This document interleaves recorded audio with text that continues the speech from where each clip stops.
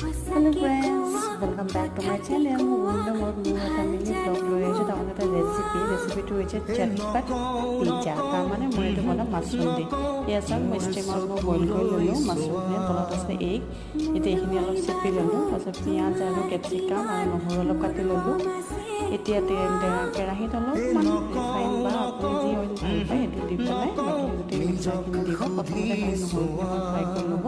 আৰু এই ৰেচিপিটোৰ কাৰণে আমাৰ ব্লেক পেপাৰ যিটো মানে আমি জালুকৰ গুড়া বুলি কওঁ সেইটো দিব লাগে। আৰু ইয়াতে মই এটা কণী ফেটি লৈছোঁ, তাৰ অলপ গাখীৰ দিলোঁ। দি পেলাই এইখিনি যিখিনি ভেজিটেবল মই বনাইছিলোঁ সেই বনাইখিনি মই ষ্টিমত ৰাখিলে অলপ সিজাৰ পিছত কণীখিনি কাটি পেলাই তাত সজাই ল'লে তাৰ ওপৰত মই এইখিনি দি দিব। দি দিয়াৰ পিছত আপুনি অলপ সময় বেক কৰি লওক। তাৰপিছত এয়া মোৰ মানুহজন আহিলে অকণমান টেষ্ট কৰিব দিলোঁ, তেওঁলোকে ভালেই পালে। কিন্তু আপোনালোকে কেনেকুৱা পালে ট্ৰাই কৰি চাবচোন।